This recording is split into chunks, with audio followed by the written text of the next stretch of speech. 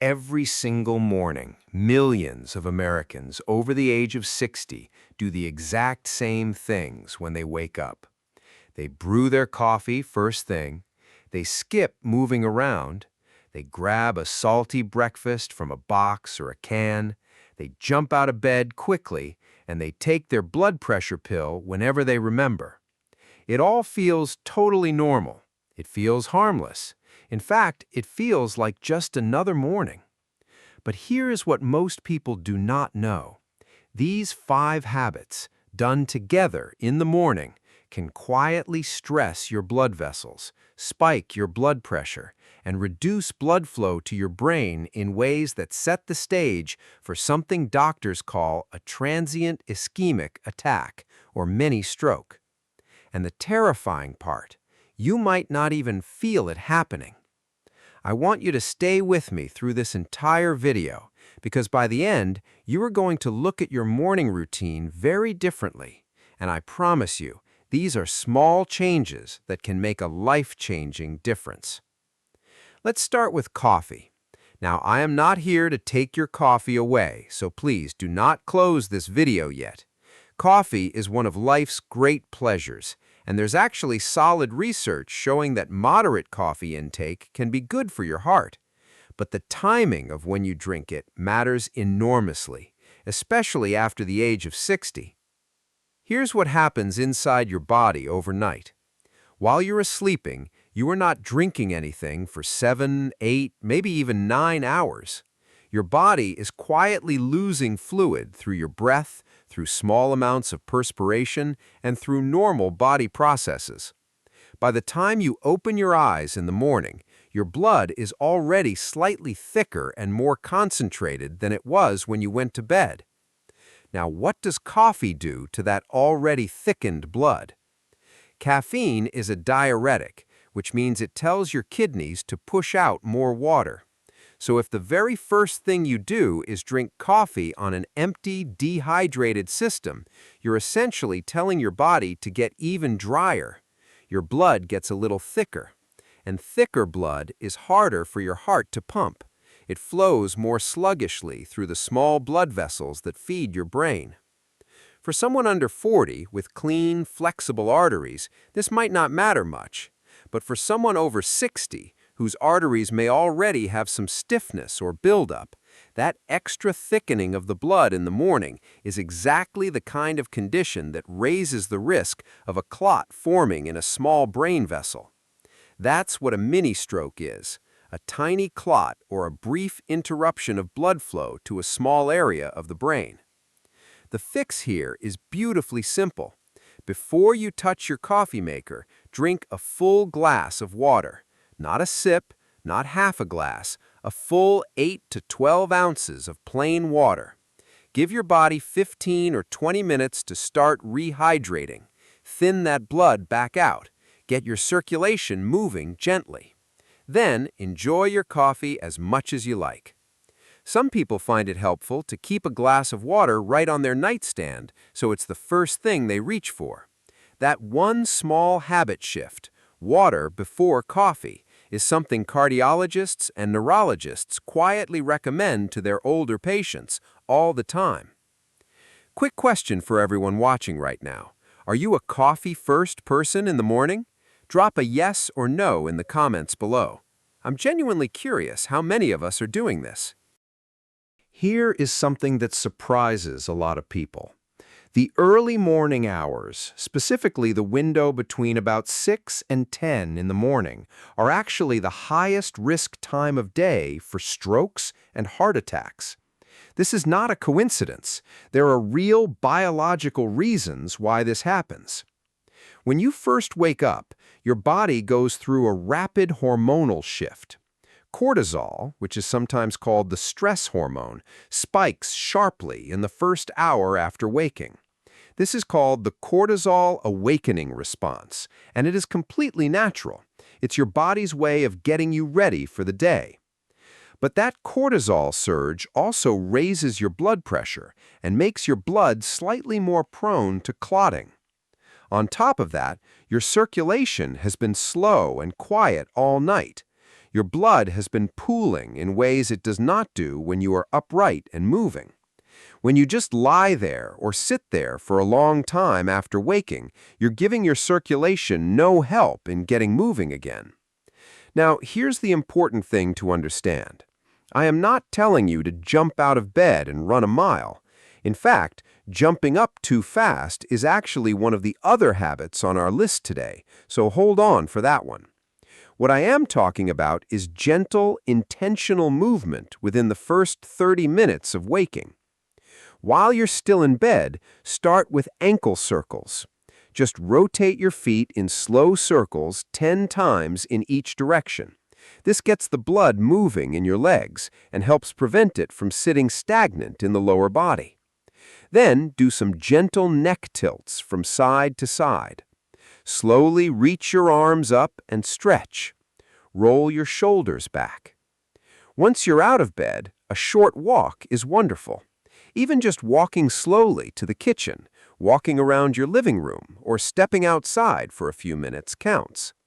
The goal is to gradually increase your heart rate, get your blood moving through your vessels, and help your body make a smooth transition from rest to activity.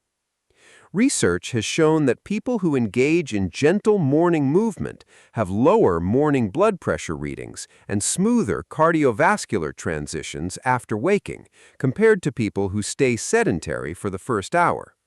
For someone over 60, that morning blood pressure spike can be significant, and gentle movement is one of the most natural ways to soften it. This one is really important, and I want you to pay close attention because it affects far more people than most doctors realize. Think about what the average American over 60 eats for breakfast. Maybe it is canned soup. Maybe it is a frozen breakfast sandwich. Maybe it is crackers with processed cheese spread, or a breakfast cereal that comes in a brightly colored box. Or maybe you are someone who grabs a few strips of cured, packaged meat or sausage links from a package.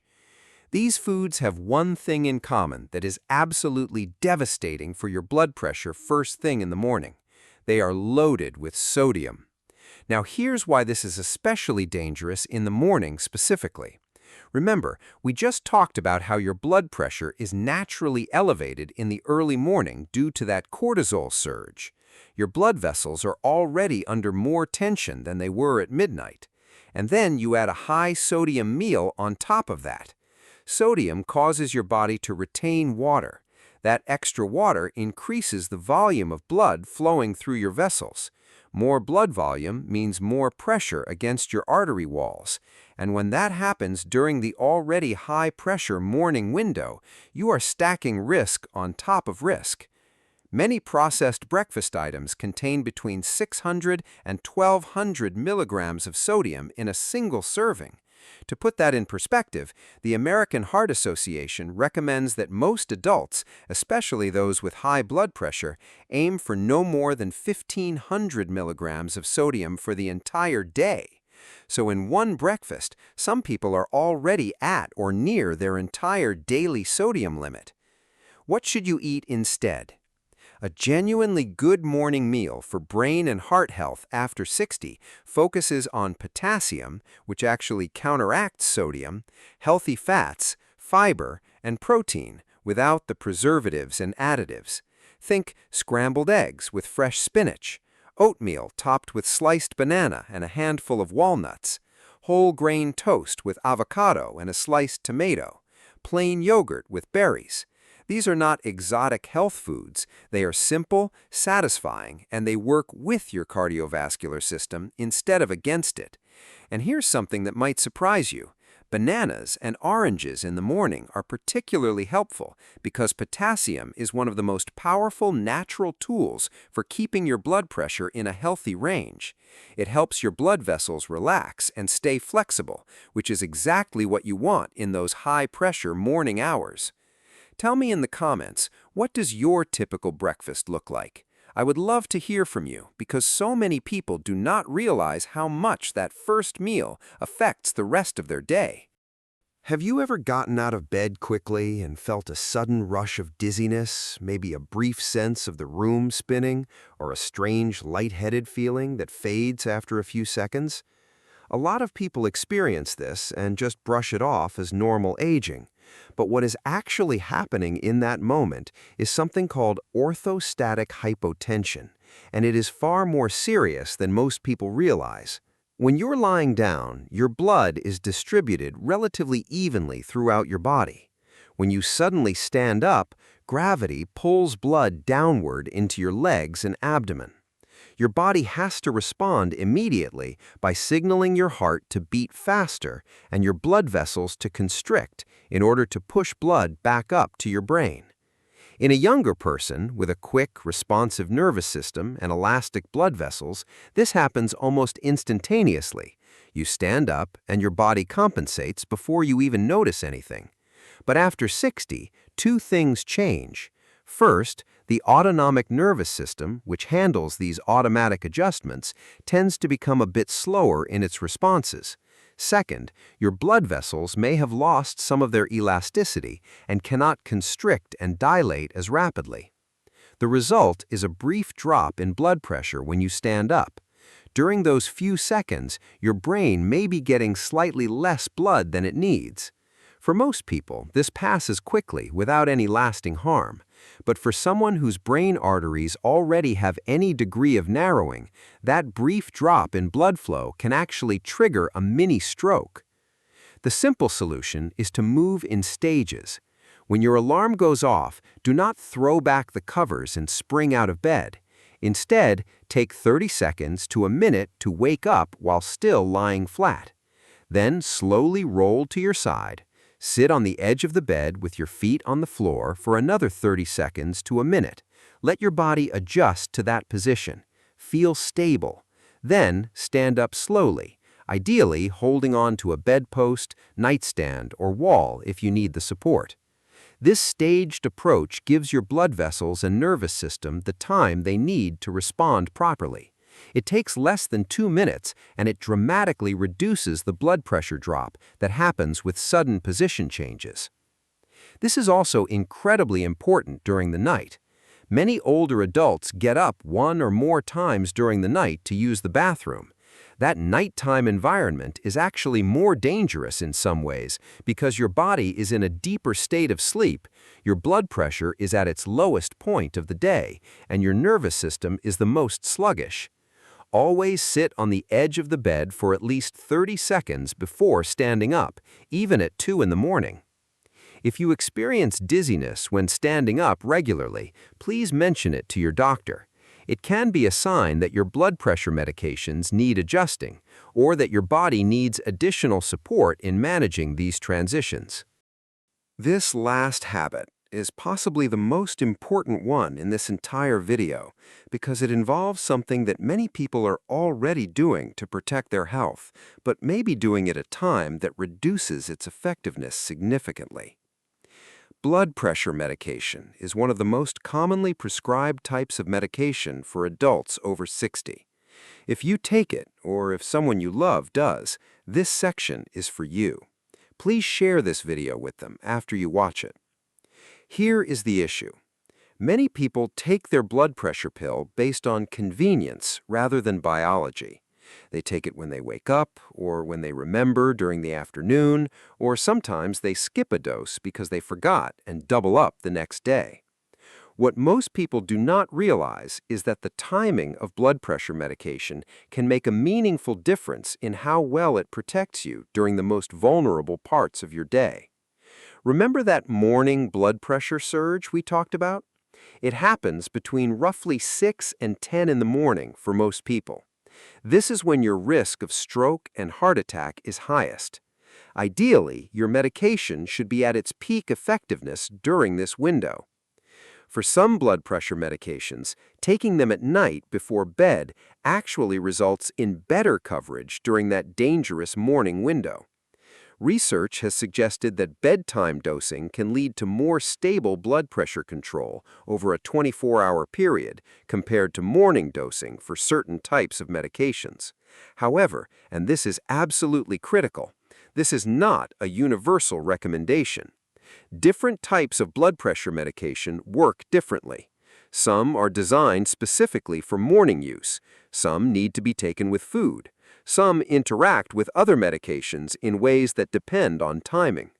This is why the most important thing you can do is have a very specific conversation with your doctor or pharmacist about the timing of your blood pressure medication. Ask them directly, given the type of medication I am on and my specific blood pressure pattern, what is the optimal time for me to take this? That question alone could genuinely change how well you are protected. A few other critical points about blood pressure medication. Never skip a dose and then take double the next day. This creates dangerous swings in your blood pressure that can be more harmful than a single missed dose. If you miss a dose, take it as soon as you remember, unless it is almost time for your next scheduled dose, in which case just resume your normal schedule. And never stop taking blood pressure medication on your own, even if you feel fine. High blood pressure is often completely symptom-free, which is why it's called the silent killer. Also, consider asking your doctor about home blood pressure monitoring if you do not already do it. Checking your blood pressure at home in the morning before you take your medication and in the evening can give you and your doctor a much more accurate picture of how well your medication is working and whether your morning numbers are in a safe range. Does anyone here take blood pressure medication? Leave a comment and let me know if you have ever talked to your doctor specifically about the best time of day to take it. I think you might be surprised how many people have never had that conversation. Let me bring everything together for you with a simple morning routine that addresses all 5 of these risk factors in a practical way. You do not need to overhaul your entire life. You just need to make 5 small shifts. And I want you to picture how this would look starting tomorrow morning. When your alarm goes off, stay lying flat for 30 seconds. Do your ankle circles, your neck stretches, your arm reaches while you are still in bed. Then roll to your side, sit on the edge of the bed, and take that 30 to 60 seconds before you stand. While you are sitting there, reach over to that glass of water you set on your nightstand the night before and drink it. Once you are standing, do a short, gentle walk around your home. It does not need to be long. Even 5 to 10 minutes of slow, gentle movement gets your circulation going in a healthy way. Then make a breakfast that works with your body rather than against it. Eggs, oatmeal, fruit, yogurt, whole grains. Keep the sodium low in that first meal of the day. After your gentle walk and your glass of water, now you can make your coffee and enjoy it. And regarding your blood pressure medication, talk to your doctor about whether the timing you are currently using is truly optimal for your specific situation. That's it. Water first, move gently, eat smart, stand slowly, and time your medication correctly. These are not dramatic changes. They do not require expensive equipment or special supplements or any kind of rigid discipline. They just require a little awareness about what your body is going through in those first 30 to 60 minutes after you wake up. Before I wrap up, I want to talk briefly about why mini-strokes, or transient ischemic attacks, deserve so much more attention than they typically get. A lot of people who have a mini-stroke do not even know it happened. The symptoms, which can include brief confusion, a few seconds of trouble speaking or understanding speech, momentary vision changes, sudden short-lived weakness on one side of the body, or a brief episode of dizziness, often resolve within minutes. And because they go away so quickly, people assume everything is fine.